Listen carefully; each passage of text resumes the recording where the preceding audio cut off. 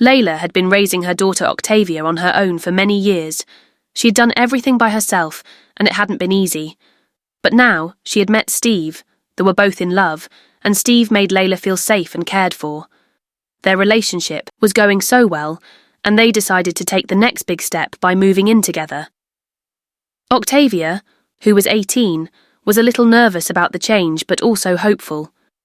She was excited to meet her new stepsister Brenda, who was 17 years old. Octavia imagined that they would become close friends, just like she had seen in movies or heard about from others. She was looking forward to spending time with Brenda and having a sister to share her life with. When they finally met, things didn't go as Octavia had hoped.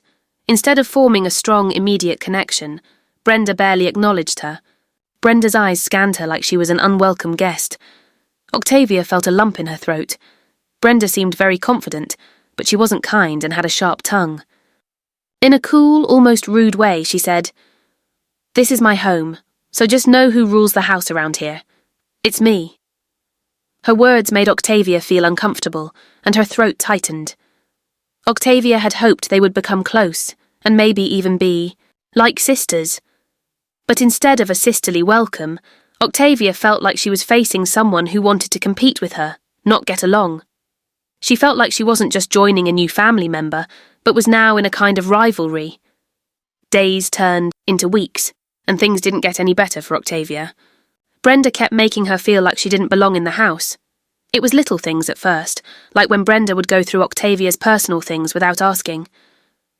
One day, Octavia noticed that her favourite necklace was missing. She asked Brenda if she had seen it, but Brenda just shrugged and laughed. "What's yours is mine, right? I have the right to access every corner in this house," she said with a grin. Octavia felt a wave of frustration and hurt wash over her. That necklace had special meaning to her, and now it was gone, just like her feeling of safety in the house. She tried to stay calm and confronted Brenda again, but Brenda only dismissed her, acting like it wasn't a big deal. Octavia felt trapped. She didn't know how to make Brenda understand, or how to make her feel like she had a place in the house. It was hard, especially because her mum, Leila, kept telling her to be patient. "Brenda needs time to adjust," Leila would say, always trying to calm Octavia down. But Octavia didn't feel like she was adjusting. She felt more and more alone. Every time Brenda did something that crossed a line, Octavia felt a knot in her stomach. Her mother didn't seem to see how bad things were, and it made Octavia feel even more isolated, like she was the only one seeing the problem. The house that was supposed to feel like home now felt like a battleground. Instead of warmth and family, there was tension and discomfort. Octavia wanted to give her new stepsister a chance, but every time she tried, Brenda pushed her further away. It was like there was a wall between them, and Octavia wasn't sure how to break it down. The conflict in the house was starting to grow, and the tension was beginning to show, especially between Leila and Steve. Leila had always been calm, trying to keep the peace, but now she couldn't ignore how much Octavia was struggling. Watching her daughter feel isolated and hurt every day weighed heavily on her heart. It wasn't easy for Leila to see how Brenda's actions were pushing Octavia further away, and she couldn't just sit back anymore.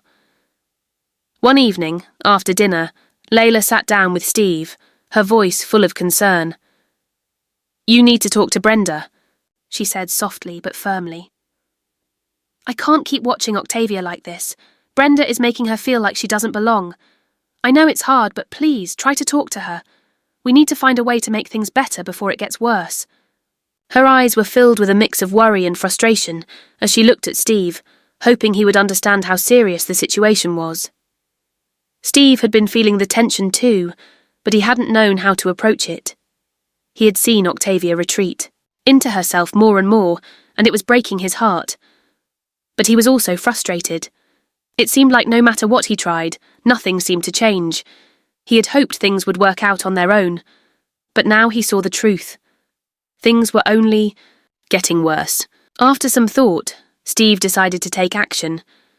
He knew he had to talk to Brenda, but he wasn't sure how she would respond.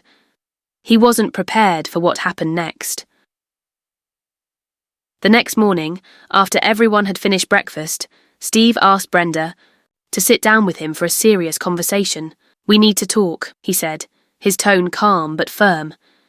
He explained how her behaviour was affecting Octavia and how things weren't getting better. "Brenda, I know you're adjusting to this new family, but you need to understand that Octavia is struggling. She feels like you're pushing her away, and that's not good for anyone." But Brenda didn't take it well at all. Her face flushed with anger, and she stood up abruptly. "What do you know about how I feel?" she shouted. "I didn't ask for any of this. I didn't ask for her to be in my life. I've had to adjust too, you know." Her voice rose with each word, her frustration pouring out. Steve was taken aback by her outburst, but he tried to remain calm. "I understand that this isn't easy, but yelling at me won't solve anything. We need to work together as a family." But Brenda wasn't listening anymore. With a furious glare, she turned on her heel and stormed out of the room. "I'm done talking," she yelled, her voice echoing as she disappeared down the hallway. Steve stood there for a moment, stunned and feeling more helpless than ever. He had tried to reach out, but instead of a conversation, he had gotten anger and rejection. It was clear that Brenda wasn't ready to listen, and that only made the situation worse. Steve could feel the weight of everything pressing down on him, and he realised that this wasn't just about Octavia and Brenda anymore. It was about the whole family. Everyone was struggling, and no one seemed to know how to fix it. He returned to the living room, his mind racing. Leila saw the look on his face. "How did it go?" she asked, her voice trembling with hope. Steve sighed, his frustration evident. "It didn't go well. She stormed out. I don't know what else to do." Leila's heart sank. She had hoped that a conversation might bring some understanding, but instead, it felt like the gap between them had only grown wider. She glanced over at Octavia, who had been quietly listening from the doorway. She saw the sadness in her daughter's eyes, and for the first time, Leila felt a deep sense of helplessness. What had started as a small problem was now growing into something much bigger, and Leila didn't know how to fix it. Brenda's behaviour had been getting worse, though she was becoming much more subtle with her manipulation. Instead of being as openly rude as before, she started twisting situations, making Octavia look bad in front of Steve. It was like she had a way of turning every small mistake or misunderstanding into something that made Octavia look guilty. Steve had been noticing little things disappearing from the house like money, small items that were hard to track. But this time something felt different. One afternoon, Steve had placed some cash on the side table, money that Leila needed, to give to a man who was coming later to collect it. He remembered clearly putting it there, feeling confident that everything was in its place. But when Leila went to get the money, it was gone. She searched everywhere, asking Steve if he had moved it, but the money was nowhere to be found. When Octavia came home, Leila and Steve asked her if she had taken the money. Octavia was confused and immediately shook her head. "I didn't take any money," she said, her voice shaky. "I didn't even see any money." Steve and Leila exchanged looks. They didn't want to accuse Octavia, but the situation was strange. They didn't know what else to think. Later, when Brenda returned home, Steve decided to confront her. He asked her directly, "Did you take the money?" Brenda didn't like that question at all. Her face darkened with anger and her voice rose. "Why are you blaming me?" she snapped. "There are other people living in this house too. Have you asked Octavia? She's here all the time. Why is it always me you blame for everything?" Brenda's words stung, but she wasn't finished. "Ever since you brought your lover and his daughter into this house, things have been going missing. Did you lose things when it was just the two of us here? Doesn't that tell you something?" Her words hit Steve harder than he expected. She was right in a way. Before Leila and Octavia moved in, nothing had gone missing. Things had always been in their place. But now, suddenly, there was a pattern of things disappearing. Was it just a coincidence? Steve wasn't sure anymore. Brenda's angry tone and her accusations made him think, made him question what was really going on. Brenda walked away, slamming her door behind her. Steve stood still, processing everything she had said. Was she telling the truth? Or was this just another clever way to deflect blame? When Leila came to find him, Steve looked at her with a heavy heart. "She's right," he said quietly. "I didn't lose things before. It's only been happening since you and Octavia moved in." Leila's face turned pale, and she shook her head, not fully understanding where Steve was going with this. "So, are you saying it's Octavia who took the money?" she asked, her voice shaking. Steve paused, unsure of what to say. "I don't know what I'm saying, but she made a valid point. Things were different before." Leila stood there looking at Steve as if she didn't recognise him. Her disappointment was clear, and she walked away, muttering under her breath, "I don't believe you." The weight of the situation pressed down on Steve as he watched Leila walk out. He knew this wasn't what she wanted to hear. She had always trusted her daughter, and now everything felt like it was unravelling. Leila went straight to Octavia, her voice tight with concern. "If you're saying you didn't take the money, and Brenda is also saying she didn't take it, then who did?" Octavia's face crumpled as tears filled her eyes. "Mum, you should know me better than this. I didn't take the money, I swear I didn't," she cried, her voice breaking. Leila's heart softened as she saw her daughter's tears. She had never seen Octavia like this before, so scared and hurt. Leila took a deep breath, her anger and frustration melting into understanding. "I believe you," she said softly, pulling Octavia into a hug. Octavia clung to her mother, the weight of the past few days finally breaking through. For the first time in a long while, Octavia felt the warmth of her mother's belief and trust, and it was all she needed in that moment. Octavia had reached her breaking point. After weeks of feeling like she had no control over the situation, she decided to take matters into her own hands. She couldn't let Brenda continue to manipulate everyone without facing the consequences. Octavia carefully planned her next move. She marked a few bills with invisible ink and placed them in a spot she knew Brenda would be tempted to steal from. Octavia also set up a small camera, cleverly hidden and unnoticeable, to capture any suspicious activity. Another camera was positioned in their bedroom, directly facing where she kept her belongings just in case. Sure enough, it didn't take long before the money disappeared. Octavia, with her heart pounding, waited until Steve was home before revealing what she had done. She decided to confront Brenda, but only when she knew the evidence would speak for itself. One evening, after dinner, Octavia walked into the living room looking upset. "Mum, I've got a problem," she said, her voice quiet but serious. "My bag is missing. It was a small heart-shaped bag.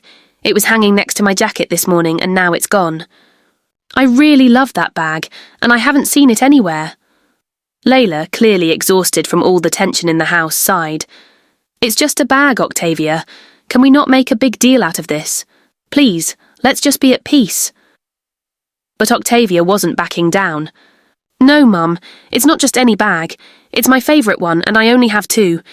If one is missing, of course, I'd notice straight away." She paused, her eyes sharp with frustration. "I'll buy you another one if it helps. But this isn't only about the bag. It's my money as well. I left $40 on the table when I was clearing out my things, and now it's gone too." Leila, clearly overwhelmed, looked at Steve and said, "I don't want to get involved. You deal with this." Steve, who had been keeping a close eye on the situation, nodded, his expression serious. He called Brenda over. Brenda, who had been listening, in the hallway, walked into the room with a nonchalant attitude. "Brenda, if you've misplaced Octavia's bag and money, please let her know where they are." "I didn't take any bag, and I didn't take any money," she said, her voice defensive. "Can I go now?" "No, Brenda," Octavia said, her voice shaking with frustration. "You took my bag and my money. Who else would take my things like that?" Before Octavia could finish, Brenda snapped back at her. "Don't you dare say my name. What would I do with such a dirt old thing you call a bag? You know how many bags I have." Brenda stormed out of the room, returning moments later with a new, much more expensive-looking bag. She flung it onto the table. "Look at this. Why would I care about your small change, your little bag? Look at how much I have," scattering notes of bills out of her bag. Leila and Steve exchanged uneasy glances, but Octavia wasn't done. "So, you're saying you haven't taken anything of mine?" she asked, her voice growing stronger. She pulled out her phone and opened the footage she had secretly recorded. "Well, I have proof." She handed the phone to Steve, who began watching the video. His eyes widened as he saw the undeniable evidence. The footage clearly showed Brenda going through Octavia's things, taking the heart-shaped bag and then noticing the money on the table. Without hesitation, she pocketed the $40. It was all on tape, and the proof was irrefutable. Steve was stunned, unable to speak for a moment. Brenda, realizing she had been caught, tried to talk her way out of it. "It's not what it looks like," she stammered, but her voice lacked conviction. "I can't believe this," Steve muttered, the weight of his disappointment heavy in his voice. "Brenda, how could you do this?" Octavia, feeling a mix of anger and relief, reached for the scattered money on the table. She noticed some of the bills had the marked ink on them. She showed it to Steve, confirming what they both already knew. Brenda's lies were now exposed, and there was no escaping the truth. Brenda stood there, her face pale and guilt-ridden. The weight of her actions finally sank in. She had been caught, and the consequences of her manipulation hit harder than she could have imagined. Steve, who had tried to be understanding, now looked at her with pure disappointment. It wasn't just about the money or the bag anymore, it was about trust, and Brenda had broken it. Octavia, still holding the marked bills in her hand, looked at Brenda one last time. "You did this. You took my things and lied to all of us," she said, her voice shaking but steady. Brenda didn't respond. She just stood there, her eyes avoiding Octavia's gaze. In that moment, everything changed. The lies had been exposed, and there was no turning back. The weight of Brenda's actions crushed her, and she knew it. Steve's disappointment was more painful than anything Octavia could have imagined, but it was a reality they all had to face now. The truth had come out, and nothing would ever be the same again. With the summer ending, Octavia packed her things, ready to leave for university. The thought of moving away brought a sense of relief, like a weight lifting from her shoulders. The distance from Brenda, from the house, from all the tension, felt like the fresh start she desperately needed. But even with the excitement of new beginnings, the wounds from Brenda's cruelty remained, and they weren't so easily forgotten. Octavia had tried to put it behind her, but the lies, the manipulation, and the way she had been treated over the past month still stung, but she threw herself into her studies. She immersed herself in the work, determined to focus on building a future that was completely hers, far from the pain of her past. The campus became a place where she could redefine herself, where she wasn't just the daughter caught in a messy family situation. She was Octavia, a young woman with goals and dreams of her own. 3 years later, Octavia worked hard, and her dedication paid off when she landed an internship at a prestigious company. It was the kind of opportunity she had dreamed of, the kind that not only opened doors to her future, but also put her in the right places at the right time. Through her internship, Octavia met famous figures from all walks of life. Celebrities, entrepreneurs, and innovators became part of her world. But there was one encounter that stood out above the rest. She met Brenda's favourite celebrity and inspiration. Octavia had always remembered how much Brenda had admired this person during their time living together. She had her posters, her books, and lots of things. It was one of the few things Brenda had truly cared about back then, something that had seemed important to her, a small piece of normalcy in their chaotic relationship. One day, when the company announced an exclusive meet-and-greet celebrity, Octavia knew exactly what she wanted to do. The tickets were limited, and the chance to attend such an event was rare. Without hesitation, she secured 2 tickets. It had been a long time since they'd spoken, and although things had been difficult between them, Octavia had moved past it.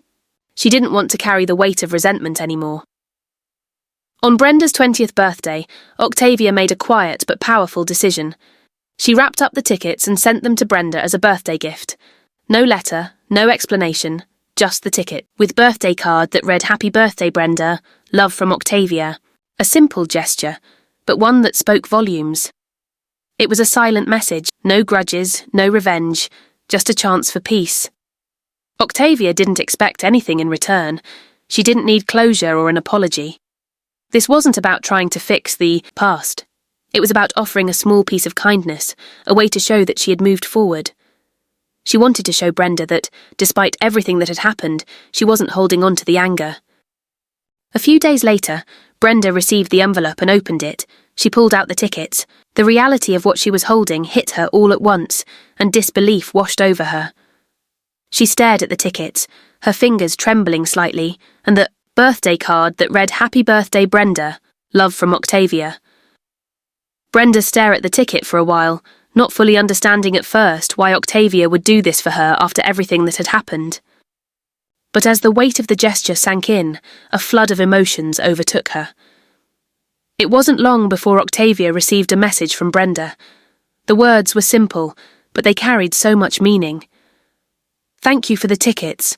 I didn't expect that. I'll go. And I'll never forget what you've done." Then after a pause, Brenda added, "I was trying to reach out, but I just didn't know where to start. I was scared after everything happened and the way I mistreated you. I'm sorry. If I have to go with anyone, it will be you. Please give me this opportunity to apologise properly." Octavia's heart softened as she read the message. It was more than she had ever expected, and it felt like a true olive branch.